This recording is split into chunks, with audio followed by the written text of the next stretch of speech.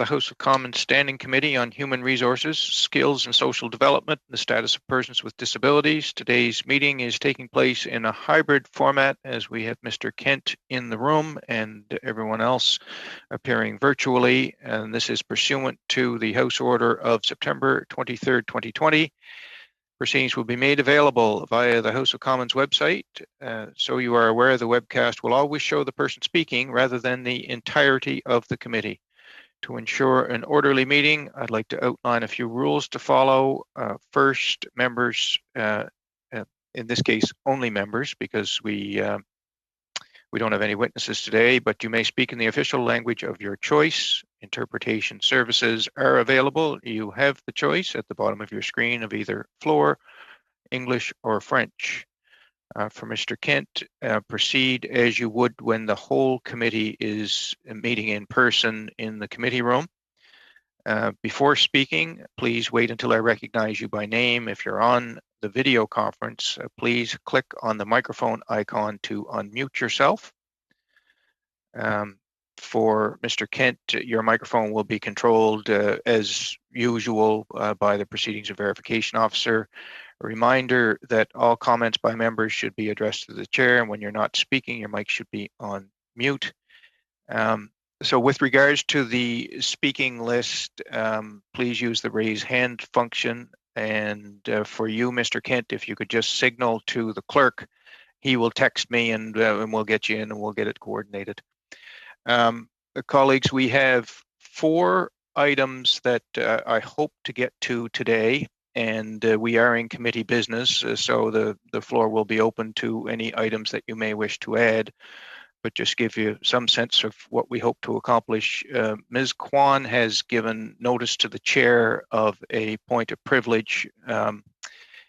We will also, I hope, discuss and adopt the subcommittee report. We will discuss the plan of action for the Indigenous housing study and appearances by ministers on main estimates and anything else that you may wish to add. Now, I want to raise this before I cede the floor to Ms. Kwan. Ms. Kwan, you're first on the speakers list, so I'm inclined to recognize you in order to address the question for which you've given the chair notice. As Mr. Vaughn isn't here, you absolutely have the right to raise it in his absence. I think it may be more expeditious if it was done while he was here in case he wants to respond. Point of order, Chair. No, not yet, Mr. Dong. She's got her hand up on a point of privilege, so hang on. So with that, I recognize Ms. Kwan.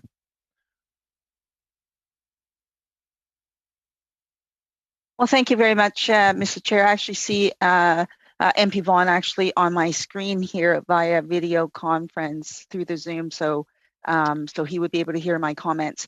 Thank you very much to the committee members for letting me have this opportunity. I do wish to raise a point of privilege, as this is the first meeting, dealt with the election of the chair. So this was the first opportunity for me to raise this question of privilege, since I'm not a permanent member of the HUMA committee. At the last HUMA committee prior to the prorogation of Parliament on August the 17th, MP Vaughn specifically named me in a completely misleading claim that I was not able to correct since I was not a sitting member of that meeting. And it was misleading to the witnesses and to the committee members of this committee. He said, and I quote, Mr. Chair, "We have been asked by some of the opposition parties to end reaching home and to send the dollar straight to the provincial capitals and not to frontline services, particularly in BC by the member for Vancouver East, Ms. Kwan. What would the impact of that be on some of the Prairie provinces, Manitoba, Saskatchewan, Alberta, where support for homeless services, in particular harm reduction, has been very slow to meet the frontline needs of a COVID response," end quote. Mr. Chair, I want to be very clear to the committee members that at no point have I ever said that the government should end the Reaching Home program, nor has that ever been the NDP position for that matter. What I have said repeatedly is to say that the program is not enough, that it is deficient in addressing the homelessness crisis. I have on numerous occasions called on the government to do more than the Reaching Home initiative. I've called on the government to provide capital funds in collaboration with the province, in collaboration with NGOs and with municipalities to provide support to address the housing crisis. I'm also on the public record, Mr. Chair, in support of the Recovery for All 6-point plan as well. I have written to the minister on these points. In those correspondences, it clearly states that the government is not doing enough, and as well called on the government to expand the Reaching Home program. And so, Mr. Chair, in suggesting that I've called on the government to cancel the program is blatantly false, is misleading the committee members, is misleading the witnesses, and I wish to correct that record.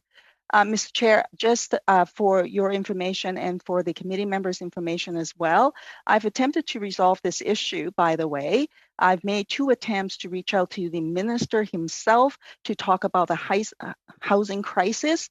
And the minister actually, over the course of the summer, came back to me and suggested that I should talk with Minister Vaughan, or Parliamentary Secretary Vaughan. My office had reached out to MP Vaughan's office and to say that in my meeting to speak with him, I wish to actually address this issue.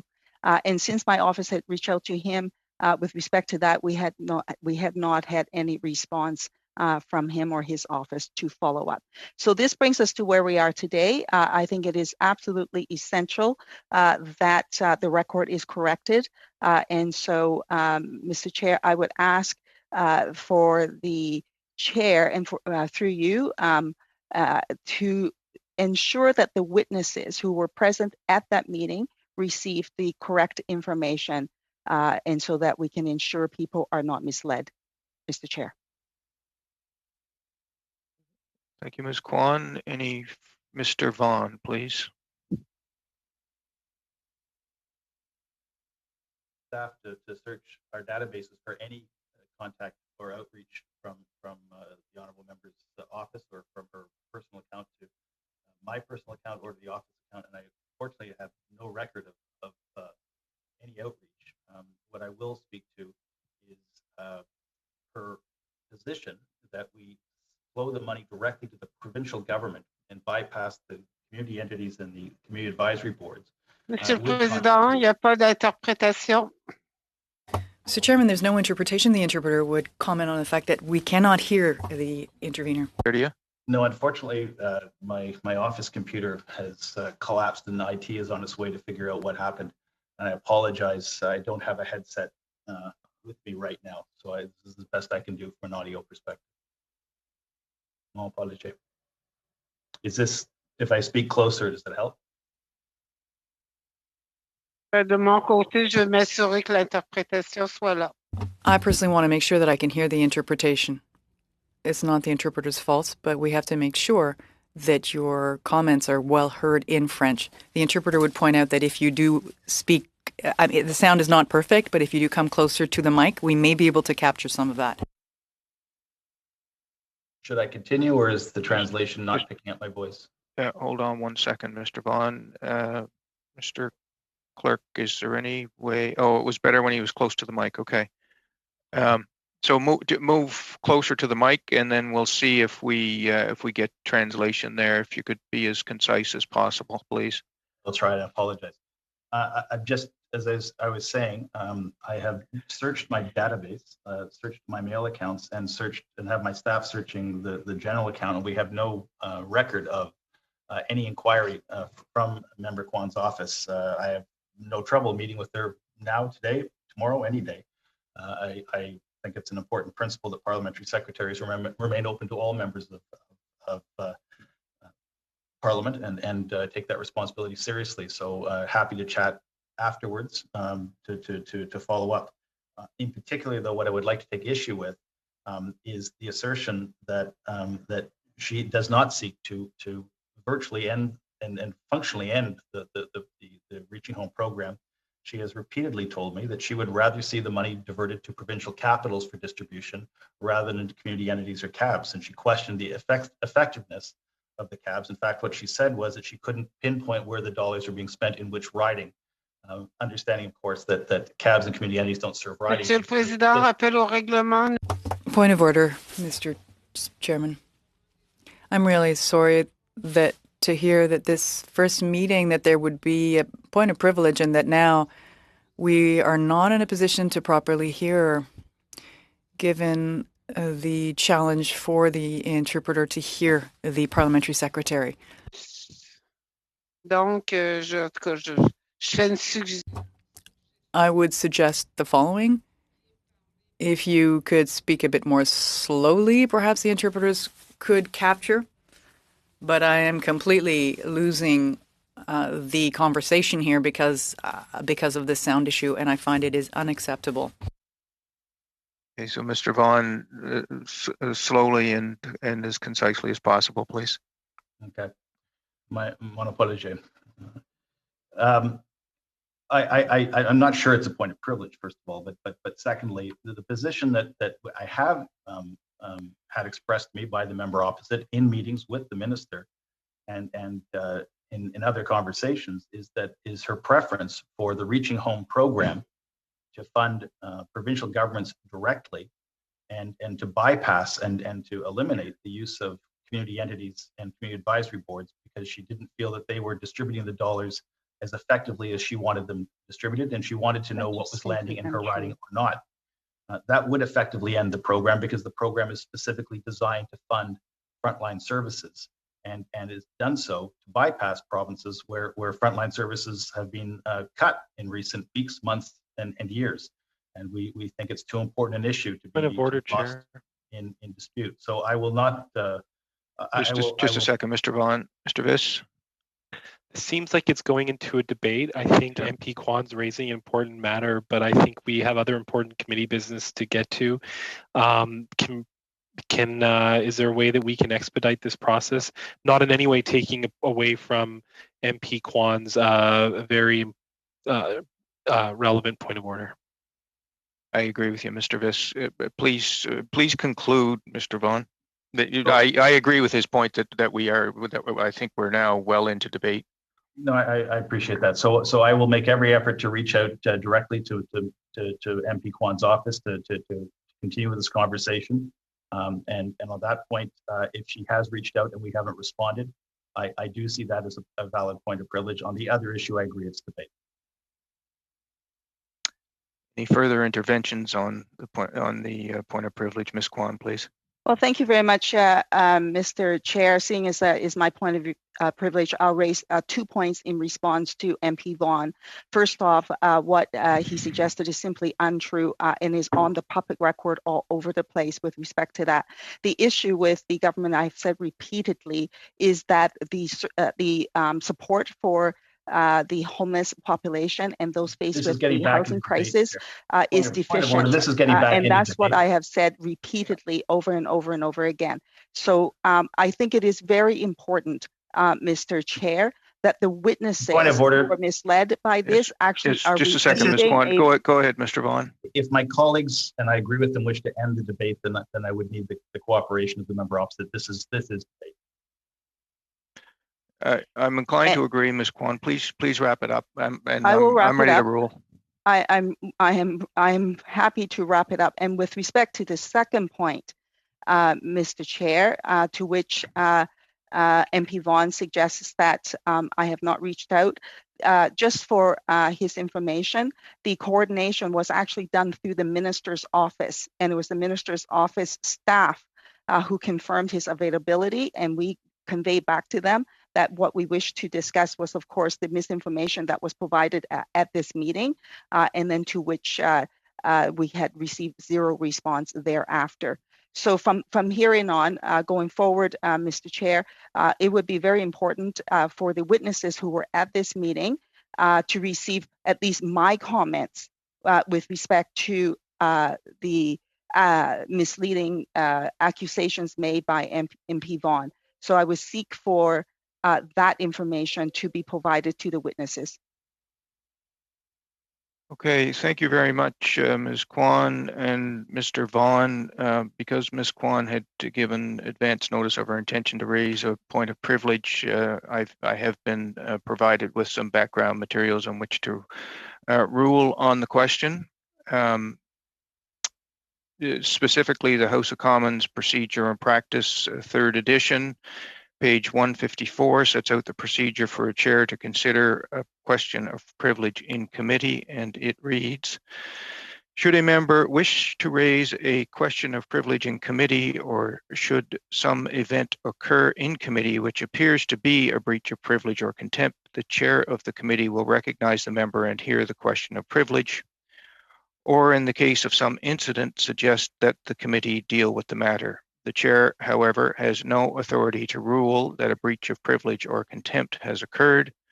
The role of the chair in such instances is to determine whether the matter raised does in fact touch on privilege and is not a point of order, a grievance, or a matter of debate.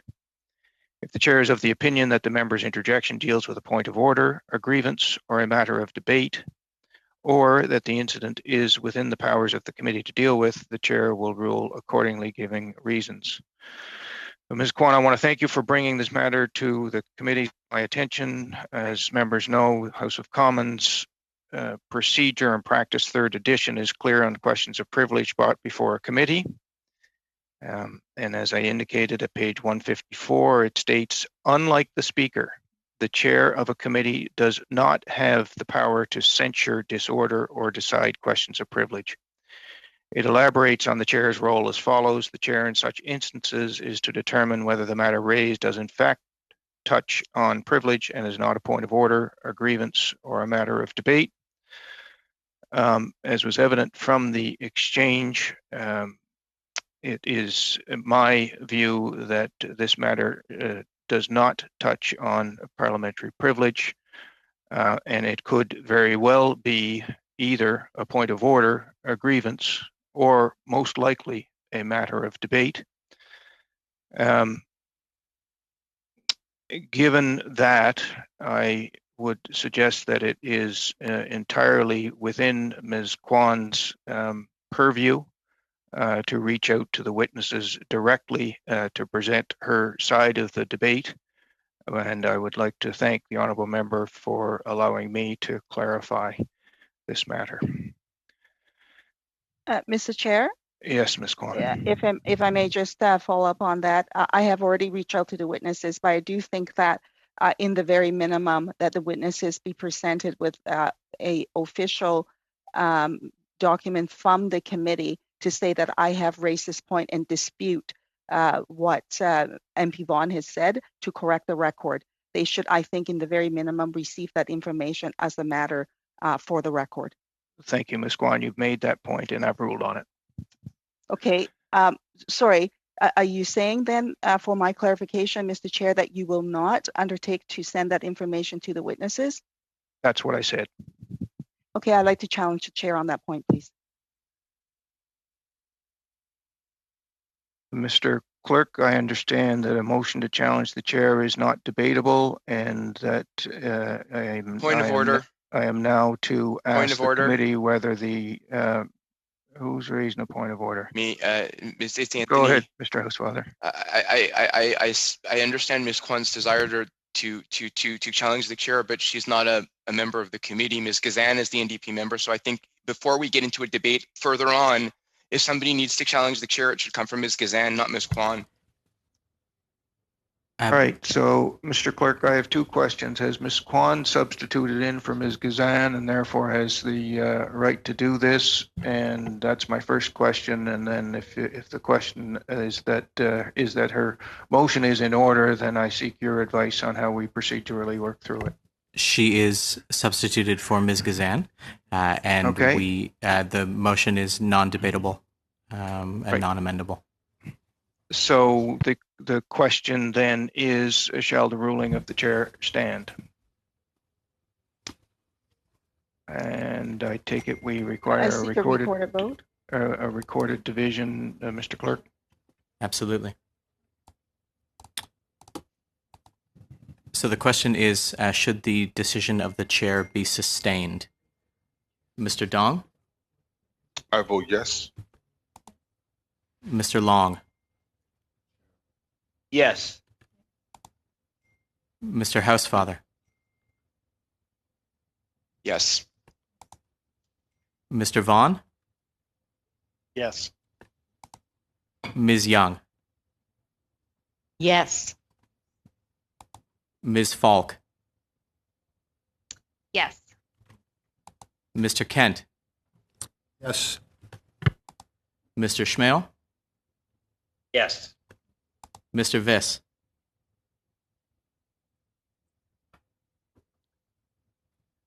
Yes. Thank you, Mr. Viss. Madame Chabot? Madam Chabot. Yes. Kwan? No.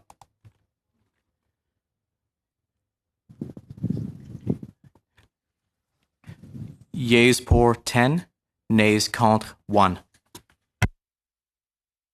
Okay, thank you. Next, I propose to deal with the subcommittee report. Mr. Chair, point of order, yeah. please. Yes, Mr. Kent. I'm just wondering, given the delays caused by the vote and technical issues and so forth, whether we have resources here in committee to go beyond our scheduled 5:30 time. I've been assured in advance that we do, although I don't know how much beyond that. Can you shed some light on that, Mr. Clerk? I inquired for the full 2 hours of time and was given assurances that that was no problem. Hopefully we won't need it all. Thank you, Mr. Kent. So you have, colleagues, you have before you the report of the subcommittee. I can tell you that the committee worked very well and harmoniously to come up with this report, and if we could deal with that, it would be in order for someone other than me to move adoption of the report, and then we'll entertain debate. The floor is open. Mr. Chair, I would move adoption of the motion. I was hoping you would. The motion is in order. Are there any further interventions?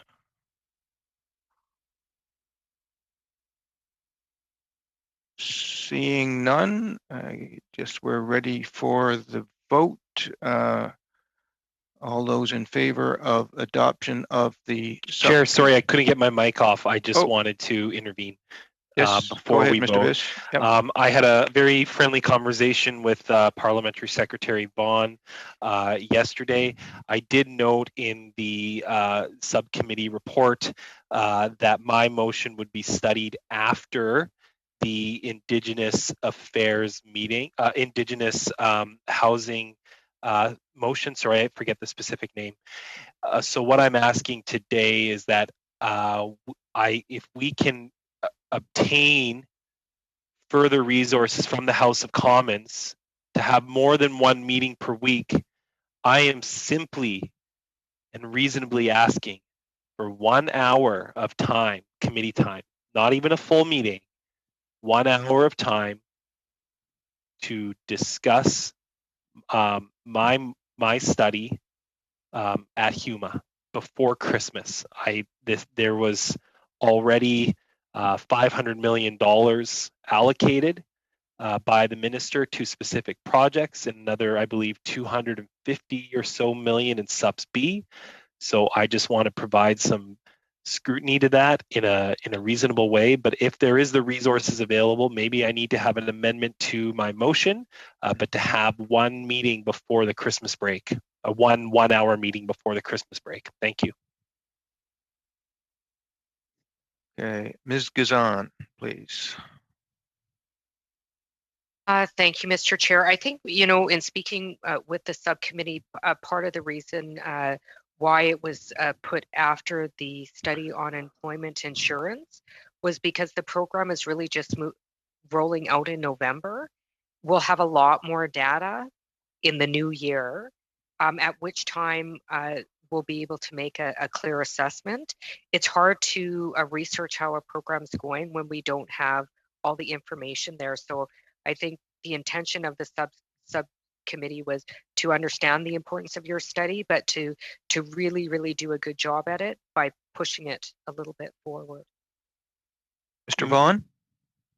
Yeah, and just to clarify, the member opposite is looking for an update and a sort of a check-in to see where it's going. We are aware that getting 2 meetings a week is critical to achieving this, just because of estimates and the studies that we've forecast. I am in agreement that a check-in for a 1 hour component of a meeting, if we get those 2 meetings a week, and if we have time to bring the minister and CMHC officials to update the committee on where we stand heading into the new year. We hope to do that. We want to do that. I have no problem trying to get that done, but I do. I'm fully aware and respectful of the fact that the subcommittee and the committee now have chosen to stage the urban rural northern study, the EI study, and a fulsome study of the Rapid Housing Initiative.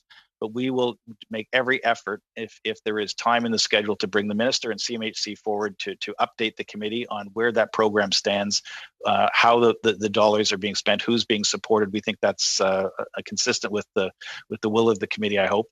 But if time it can't be worked out, I respect the decision of the subcommittee, but I also respect the good intentions that Mr. Viss has brought forward to have a check-in as soon as we have data, and we will endeavor to do that.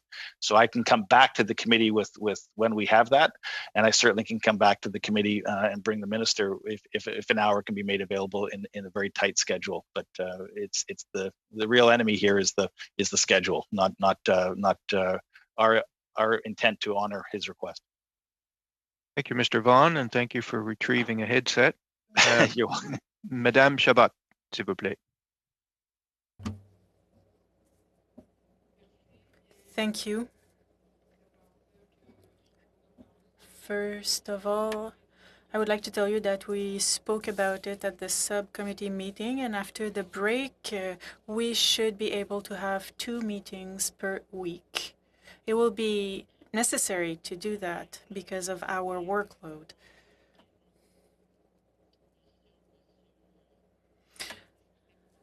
I was wondering which motion Mr. Viss was talking about for that additional meeting. What were you asking for? And then I would like to know who is representing the NDP today. Is it Ms. Kwan or Ms. Gazan? On the second point, I believe that Ms. Kwan was substituting Ms. Gazan, but now Ms. Kwan has left, and the NDP representative is Ms. Gazan.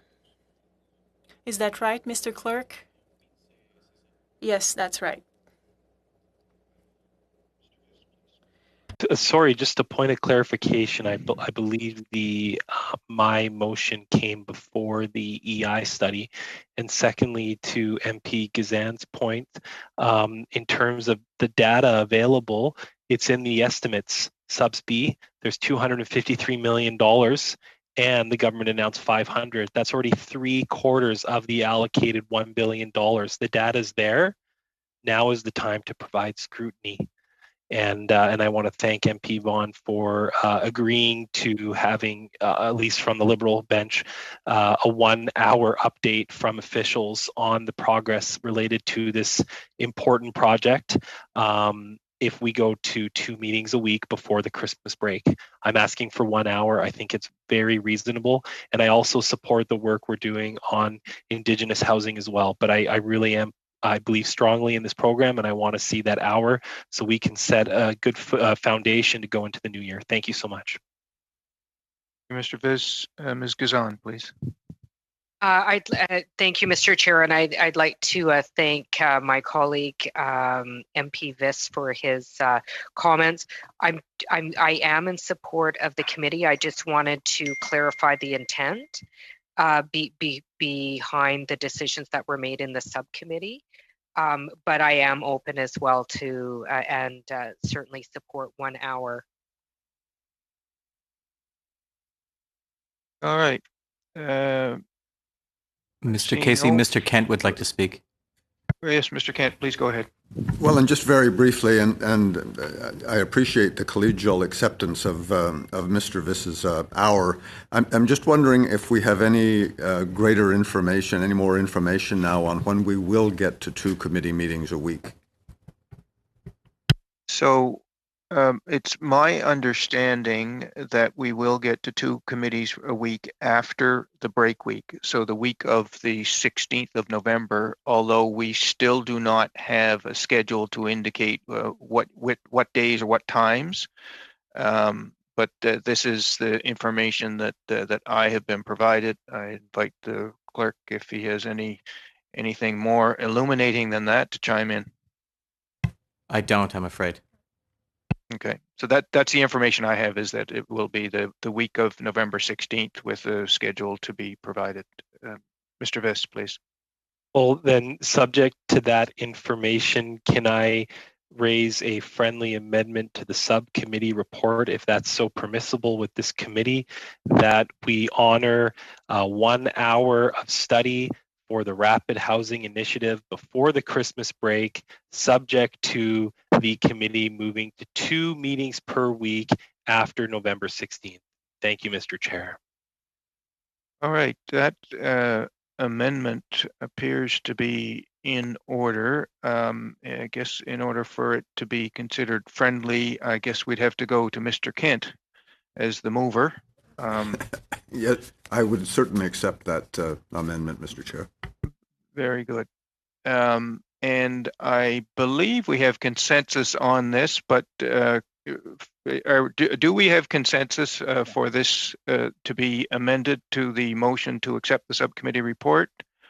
I believe I see consensus in the room. Are we now ready to vote on the main motion as amended? It appears that we are. Do we have consensus with respect to the adoption of the subcommittee report as amended? I see consensus on that. The report is adopted. The second item that I would like to raise is with respect to that first study called for in the report, the Indigenous Housing Study. I believe it says so in the report, but if not, we would ask that witness lists be provided to the clerk by this Friday. You probably have witness lists that were submitted in the last Parliament, so if they could be updated and submitted by Friday, that will allow us to be productive early.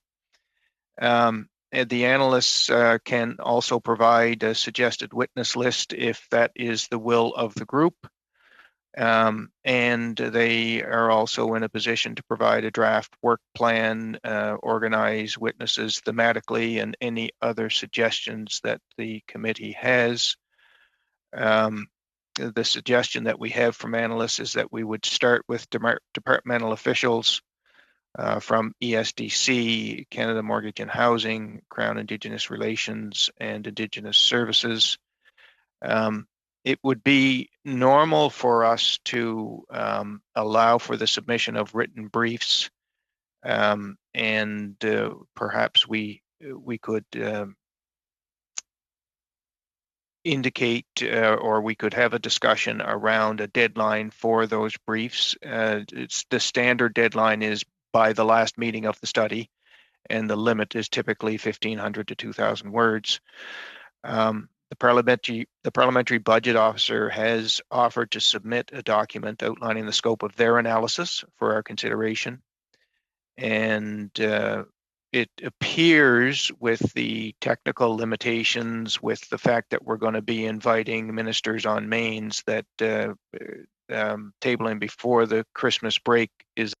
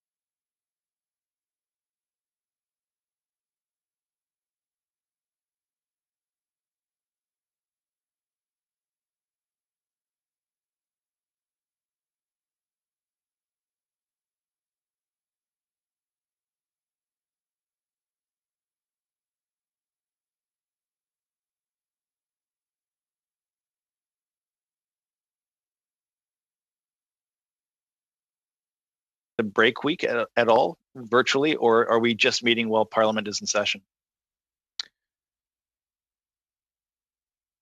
I believe it is open to us to meet during the break week, so I'm in the committee's hands on that.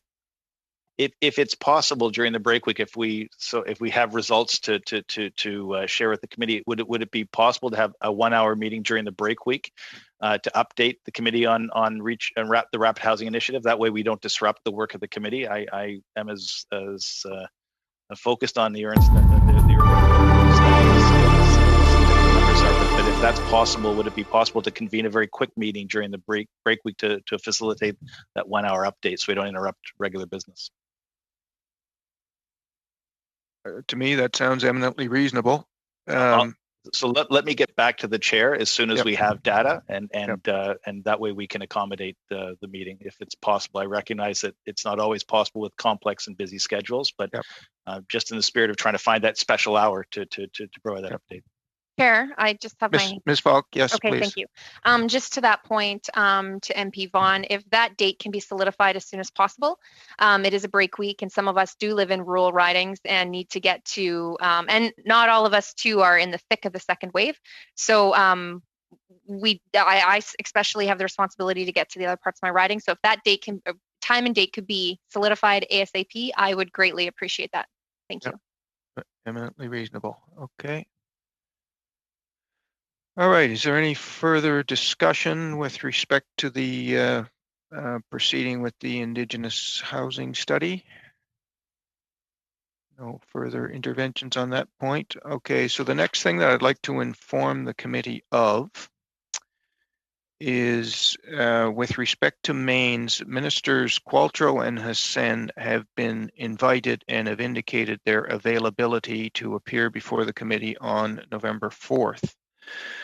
But we have a couple of challenges that we should probably address. One is that we have adopted a motion in the last Parliament and continued it in this one, a motion from Ms. Cusey that called for these ministers to appear separately for 2 hours each, 1 hour with the minister and 1 hour with departmental officials, and that they appear before Sunday, November 15th. So because of the constituency week, and the technical limitations that we have right now, it won't be possible to have them each for 2 hours on November the 4th. So we have a couple of options. One would be to amend Ms. Cusey's motion to allow both ministers and departmental officials to come for 2 hours in total. So Qualtrough and officials for 1 hour, Hassan and officials for 1 hour. Or to have both ministers appear together and then the officials for the second hour. And the other possibility would be to look at the meeting during the constituency week, subject to the ministers' schedules. So I just want to let you know they both accepted for November the 4th, but we only have 2 hours on November the 4th, so we need to figure out how we're going to handle this, Ms. Falk. Thank you, Chair. And this is something that I did bring up in the previous meeting that we had when it was just an adoption of a full swing of everything we did. I mean, I think it's, as long as I've been sitting on this committee, even in the last parliament, we had a minister for an hour and a department for an hour each. And I think that's something that we should continue. And I would have just assumed when, you know, the government brought forward the motion just to bring everything over, that this would have been thought through. So I'm actually at this point, I'm not for amending Ms. Kuzi's motion. Thank you. Okay. Madame Chabot, s'il vous plaît. Do you have a point of order, Mr. Long, or do you want on the speakers list? No, I'll just get on the speakers list. That's fine. Madame Chabot, s'il vous plaît.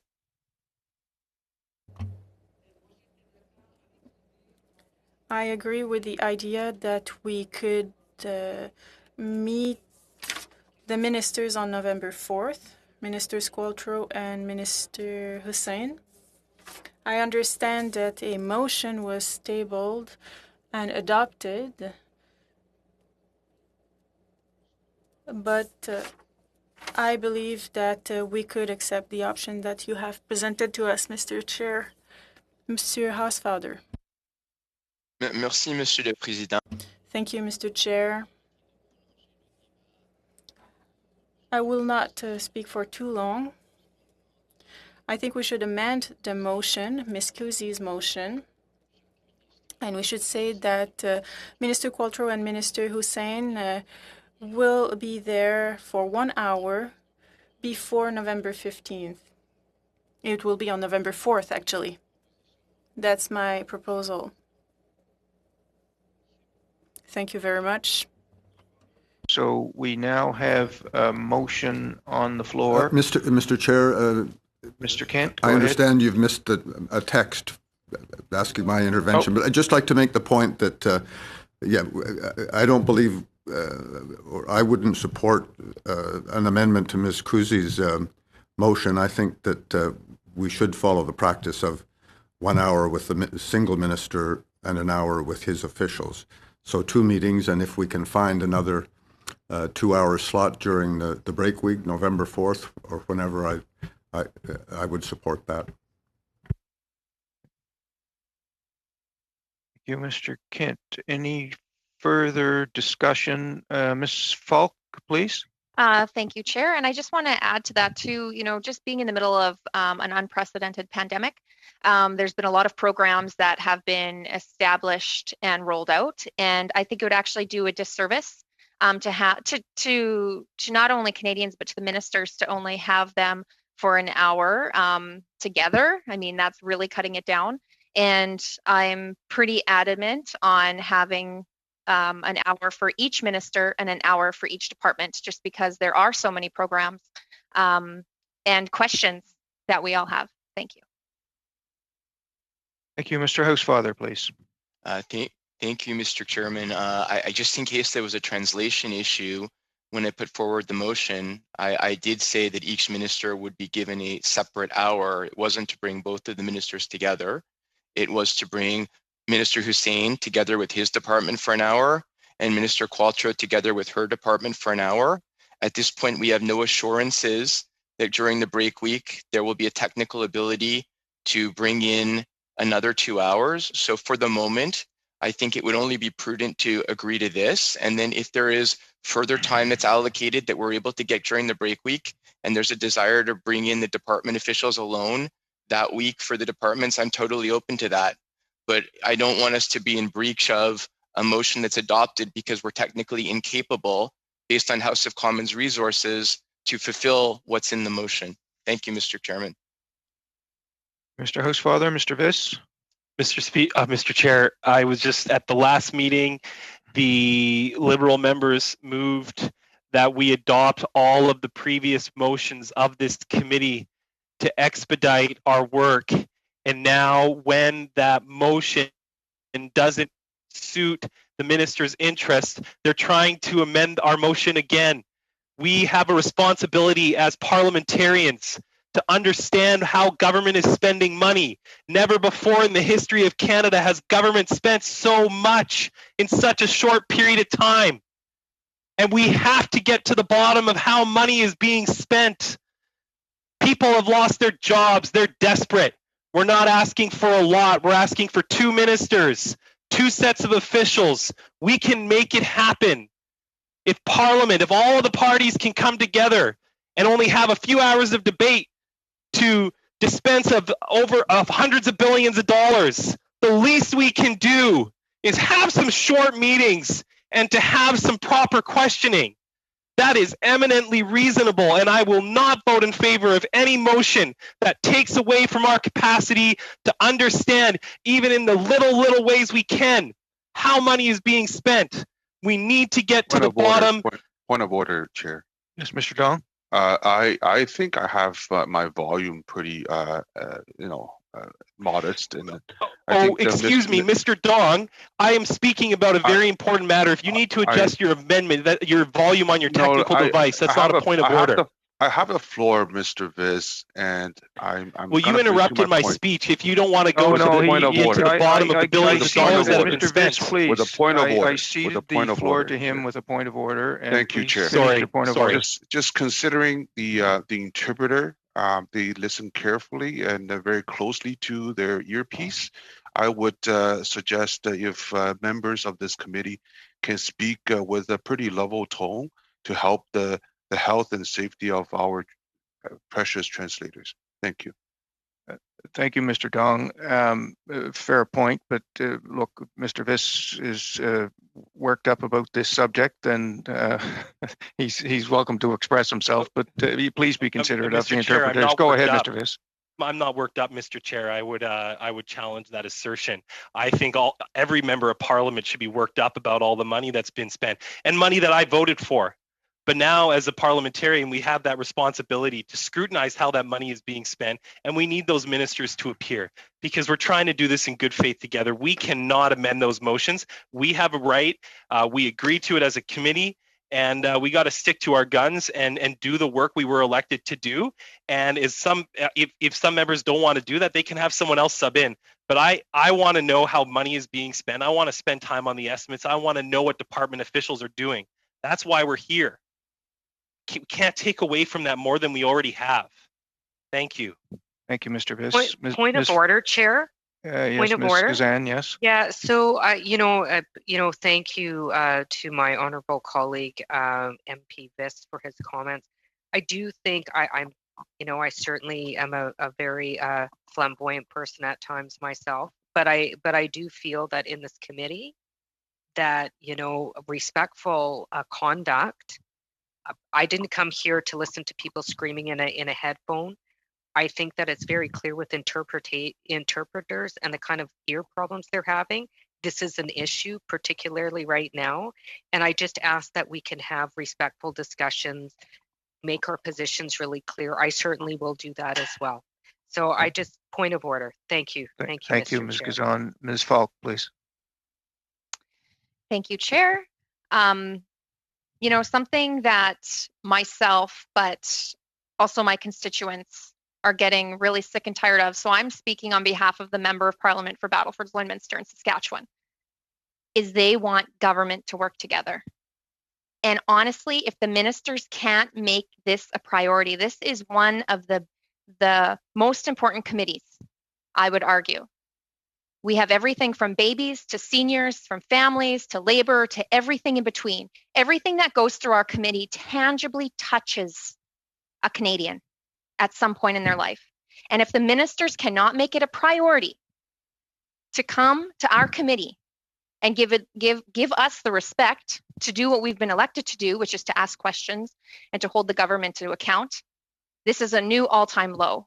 And I would just expect that everybody on this committee is going to work together in the Team Canada approach that we hear about in the chamber all the time. So I would really hope that the Liberal members on this committee have the ear of their minister and are able to express to them how important it is that they make the time. And I know I can speak for myself. I am beyond flexible as long as I have notice in advance, and I will be here to do the job that the members or the residents of Battleford, Lloydminster elected me to do. Thank you. Thank you, Ms. Falk. Madame Chabat, s'il vous plaît.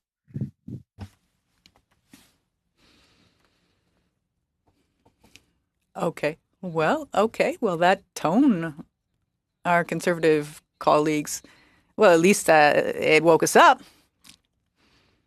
after a long day. But, I understand that passion.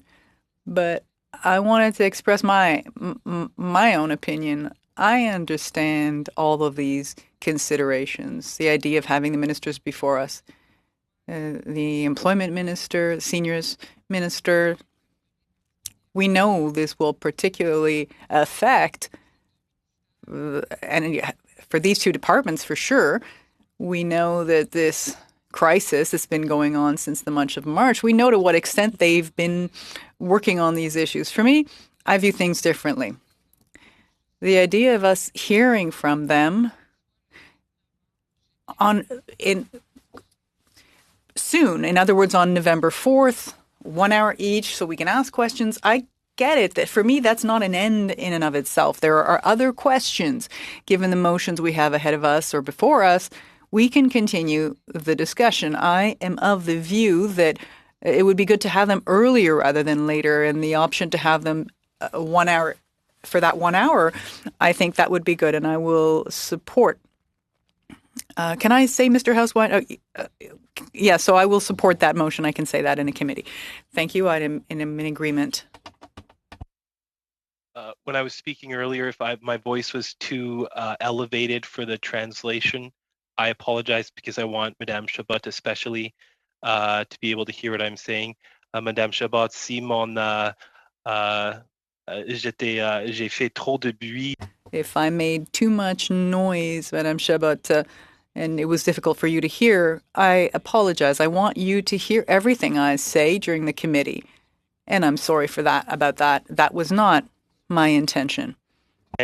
Of course, I'll just express it one more time, is that the PBO complained just recently, like in this month, that there's a lack of transparency on $422 billion. This is a Canada problem, and this is something that we all need to be concerned about in all of our deliberations. That $422 billion, a lot of that can be spent on Aboriginal housing, on urban Indigenous housing, on helping a lot of people. So let's get to the bottom of that work and let's help Canadians and understand where money is going. Because all of us with children around this table today electronically, all of them are going to be paying for what's going on right now. 50 years from now, 100 years from now, they're going to be looking in textbooks and they're going to be studying what we're doing here today. And we have a responsibility to make sure that that's done in the best interests of future generations. We need to be sustainable in what we're doing. Thank you. Thank you, Mr. Viss. Mr. Housefather. Yeah, just to wrap up, Mr. Speaker, Mr. Chairman, I've listened carefully to what my colleagues have said. And again, what I understand from what you've said and what the clerk has said is that the House resources allow us one meeting a week until the break week, and there is no guarantee of a meeting being able to be organized during the break week. There was no minister that refused to come. Both ministers have agreed to come, and neither minister has refused any request of the committee. But we, as elected officials, cannot dictate to the House of Commons resources what they can or cannot do. We can ask, and if there's a possibility, like I said, of another meeting during the break week being organized, I'm totally open to that. But for the moment, in order to ensure that we can hear from both ministers properly for an hour before we go on break week, I think my amendment is a reasonable one, and I just wanted to clarify that once again. Thank you, Mr. Chairman. Mr. Housefather, Ms. Falk, please. Thank you, Chair. Very frustrating because I brought this up in the meeting that we had a couple weeks ago when we talked about the agenda and the motions being brought forward. I know that myself and my Conservative colleagues said we have ministers that need to come. Let's take this into consideration. I know I also said there's deadlines in the motion that brought all these previous motions in. Super frustrating that if we would have had a Team Canada approach then, we wouldn't be wasting precious time now debating this, and we could be working. But it's super frustrating that it looks like the precedent's been set that when somebody from the Conservative team brings up something in a genuine way, it's not looked at seriously. And then here we are. I'll be voting against your motion. Mr. Chair, if I could. Yes, Mr. Kent, you have the floor. If I could, I've been informed that there is another slot on November the 4th between 6:30 and 8:30 p.m. So if it were possible to hold two meetings that day, I wonder whether the committee would consider that. My understanding is that the ministers would consider that. But I'm unaware of the of what you just said. Sorry, Mr. Chair. Clerk, go ahead. Thank you. Mr. Kent is right. There are additional spaces available between 6:30 and 8:30. I could inquire about the availability on November the 4th. Okay. Okay. Well, I mean, that would be ideal. There's no indication from the ministers that they want their time limited to an hour. If there's more time available and the committee is willing to sit for 4 hours to hear from both, then that could be the resolution. Can we, Mr. Viss, go ahead. Oh, sorry, I'm in total favor of doing the extended meeting. Thank you. I didn't mean to raise my hand. Sorry. Okay. Any other discussion on this? I mean, we do have a motion in front of us, but we have this development. If we can deal with it by consensus, great. And if not, then we'll be forced to deal with the motion. Mr. Dong, go ahead. Thank you, Chair. Sorry, I wasn't at the meeting. I not to my recollection. When this was taking place, when this discussion was taking place. Just so for my own understanding, my understanding is that Mr. Housefather's amendment is to bring the minister on November 4th for both ministers for discussion with the committee for 1 hour. And now what Mr. Viss and Mr. Kent is saying is that we can extend that meeting to 2 hours and have the minister stay for the additional hour. Is that correct, Chair? That's my understanding as well. Okay. Do we have the minister confirmed for that 1 hour meeting? Sorry, Mr. Kent, are you seeking to intervene? That's not my understanding, Mr. Chair. My understanding is that it is possible to hold two 2-hour meetings with the ministers separate and with the officials separate, so that there would in fact be a 4-hour day that day. On November 4th? Yes. And the clerk has confirmed that? Yes. And the clerk has confirmed that there will be 4 hours availability for the room. Sorry, just a clarification from the clerk. The clerk wishes to clarify that there are additional spaces, but I have to inquire if they are available. There is only one spot available every evening from 6:30 to 9:30. So I will have to look into whether it's available, because it's possible that another committee has already booked that spot. Understood. All right. So I'll hear from Ms. Gazan, and then go ahead, Ms. Gazan.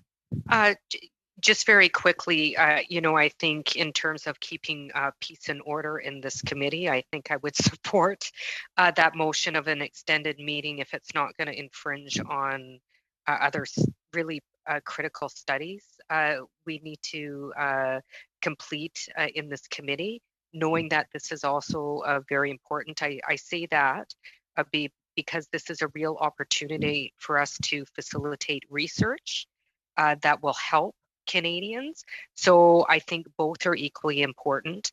I think as long as it's not going to infringe on the studies that we've committed to, I certainly support that.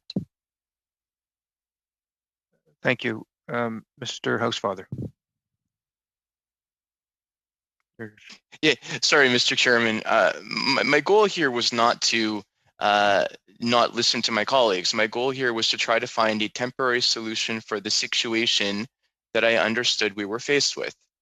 my proposal is as follows then, Mr. Chairman, because I do want to reach consensus and I do want to make sure everyone understands that we're all trying to work together. In the event that the clerk is able to book that room, which is a first come, first serve room for 2 additional hours on Thursday night, and if one of the ministers is able to come at that time as opposed to the earlier time, I'm completely happy to have 2 2-hour meetings with the ministers and with the officials. But in the event that for some reason that room is not available and the clerk cannot obtain that room, or alternatively, neither of the ministers and their staff is available at this notice to come at that time, I suggest we go forward with an initial 1-hour meeting with each minister. And then if we're able to find additional time, great. I'm perfectly happy to have them both for 2 hours instead of 1 hour if the clerk can make that happen and it's feasible. Thank you, Mr. Housefather. Okay, Mr. Dong took his hand down. All right, so I think there's 2 ways we can proceed here, folks. If we can go forward by consensus with the fact that if we are able to secure 4 hours of meeting time, that we will be there for the 4 hours to have a full hearing from ministers and officials. So we can go that route by consensus, or we can go the more formal route, which is that I would ask someone to put forward an amendment, because Mr. Housefather can't amend his own motion. So if someone can put forward the amendment that he has just proposed, we'll vote on the amendment and then vote on the main motion. I think that the difficulty here is that I see consensus in the room with respect to 4 hours of time. But if we don't have 4 hours of time, clearly there isn't a consensus and it may be necessary to vote on it. That's the predicament the chair finds itself in.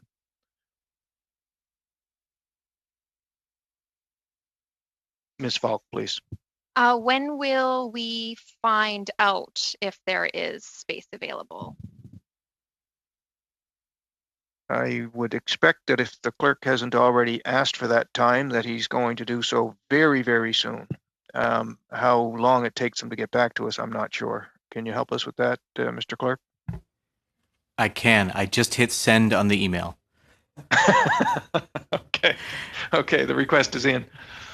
To provide Ms. Young, please. To provide So can I move a motion to adopt Member Housefather's amendment? Right.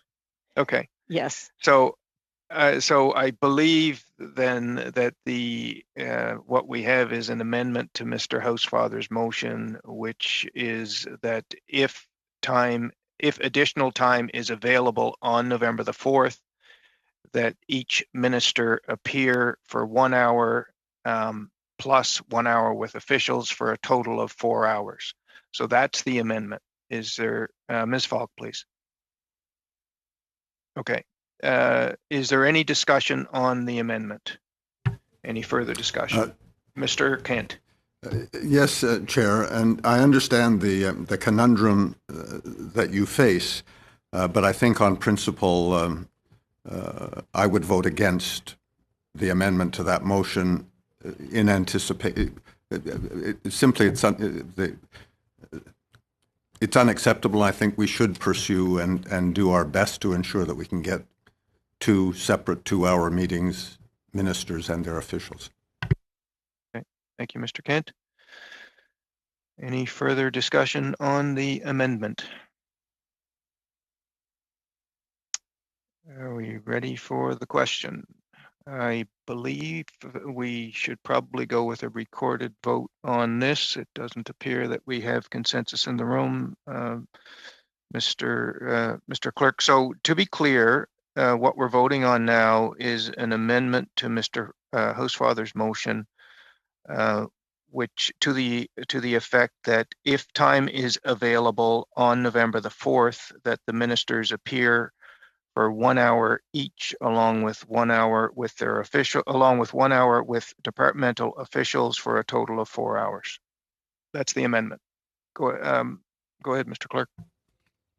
Thank you, Mr. Chair. Mr. Dong?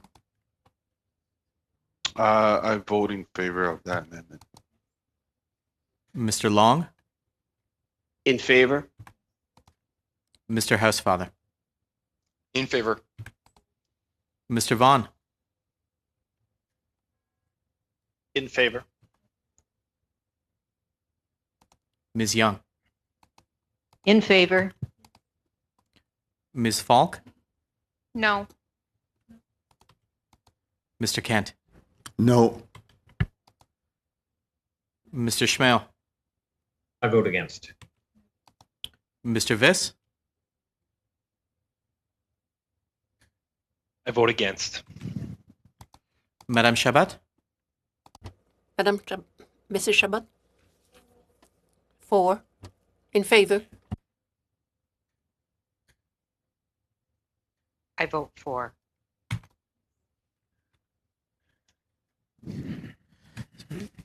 Yeas pour 7, nays contre 4.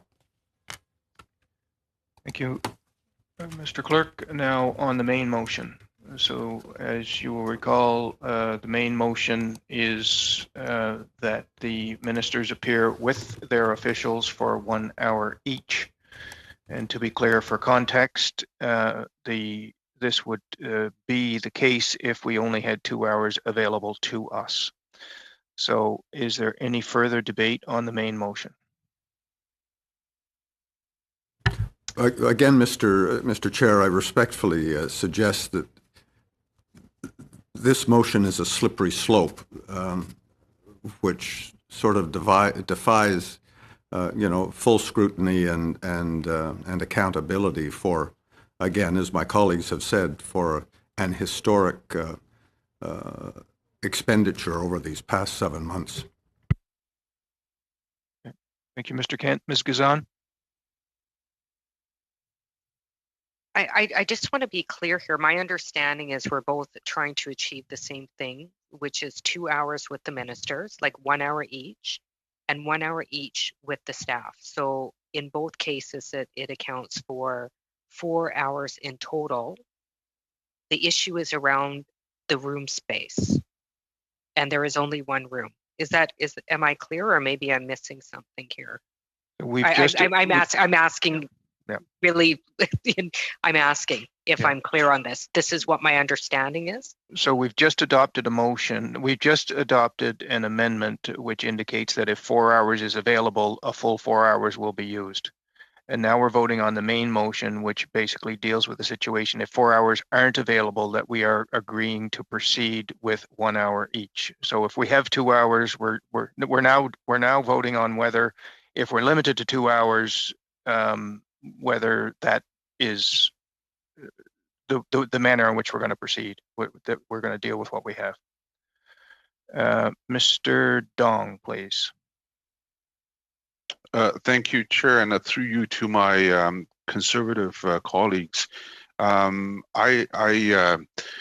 Mr. Kent tried to explain in principle why they were against the motion, but I still having trouble understanding what exactly are they asking, because my understanding of this whole motion was initially Mr. Housefather is suggesting 2 hours, with the 2 ministers and two ministry staff.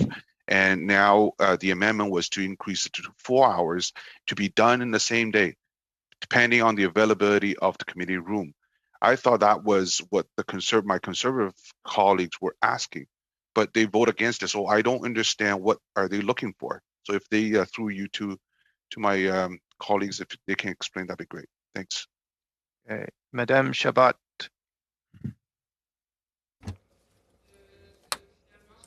Finally, I will abstain, Mr. Chair.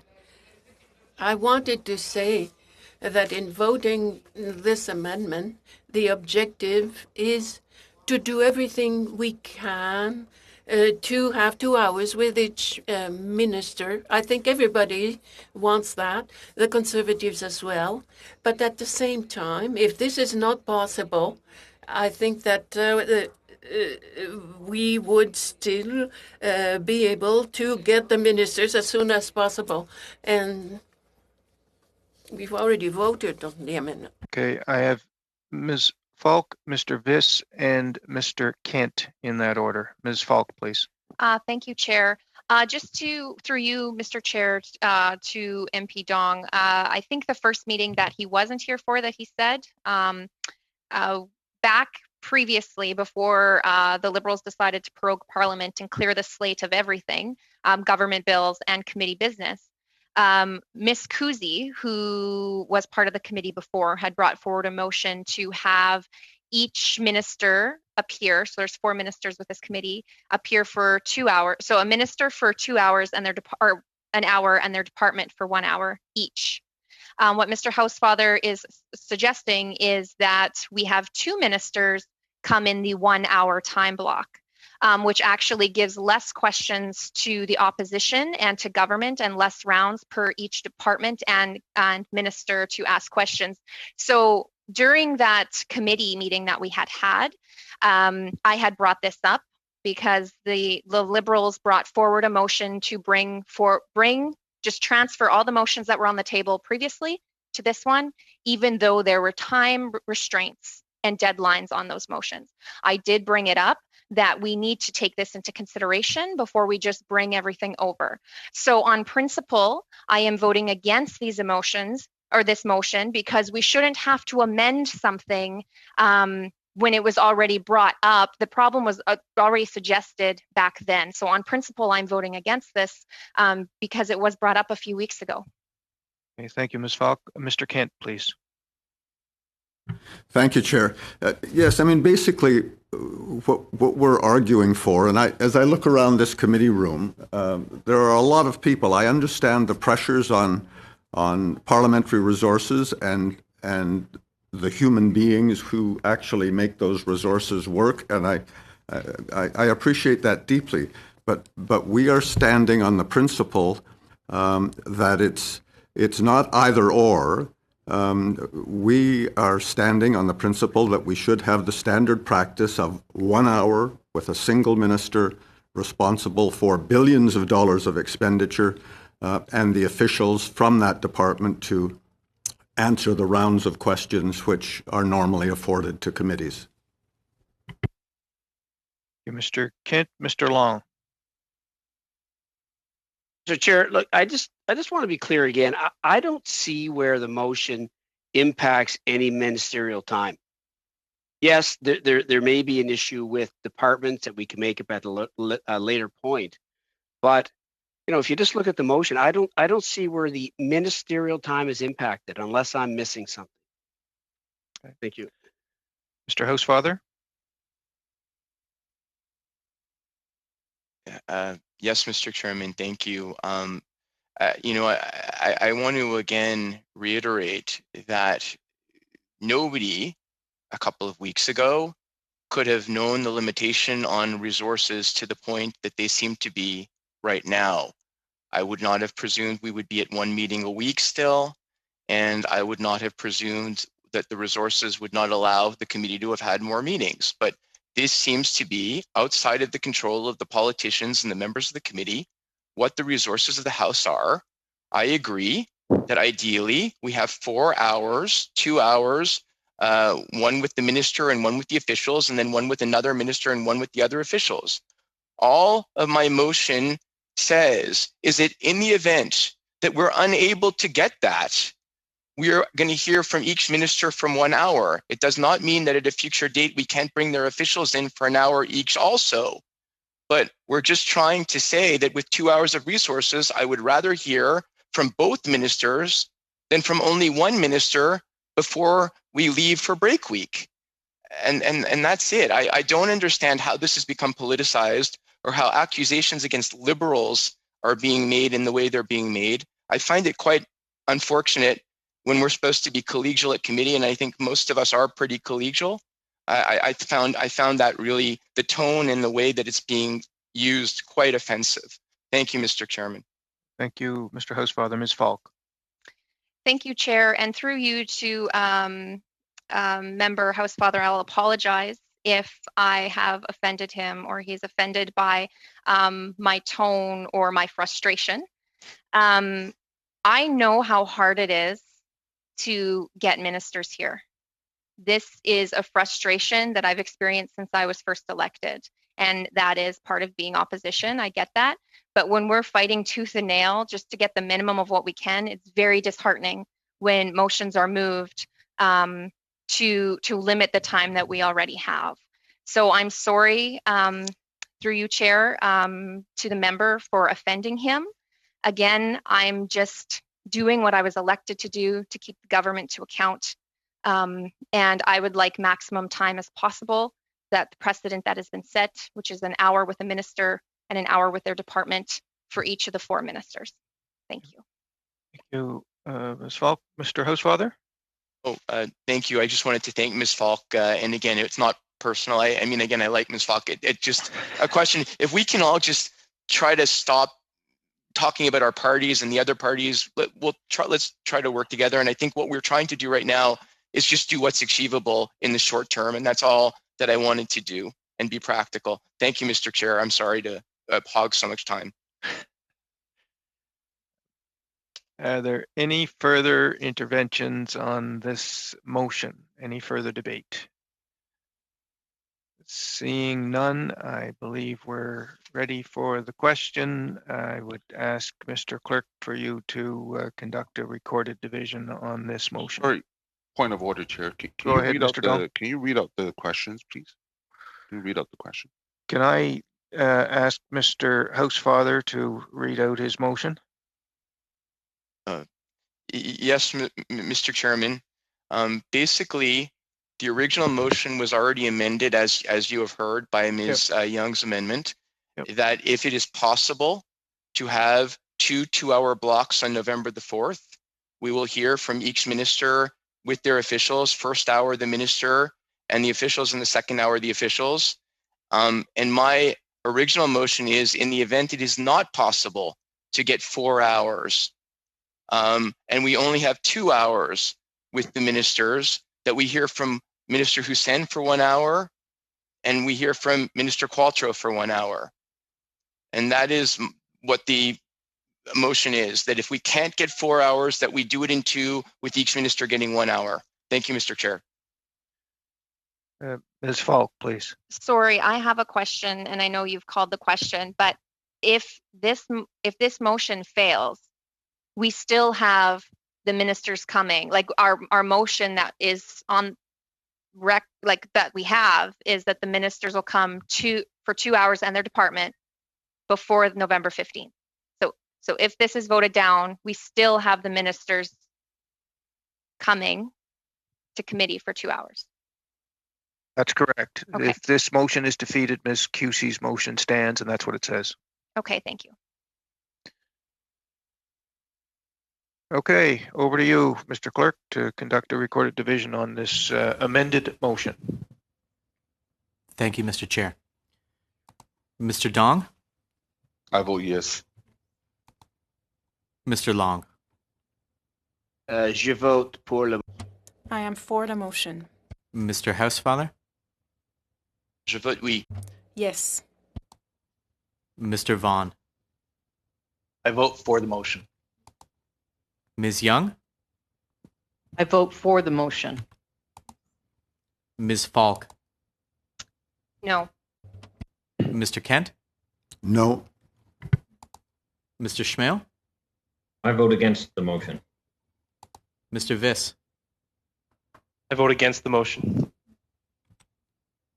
Madame Ms. Chabot. I am for the motion. Encore, Madame Chabot? Once more, Ms. Chabot, I didn't hear you. My apologies, Mr. Clerk. My mic was too high. I vote for the motion. Thank you. Ms. Gazan? I vote for the motion.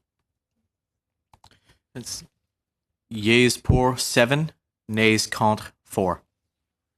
Thank you, Mr. Clerk. Is there any other business to come before the meeting?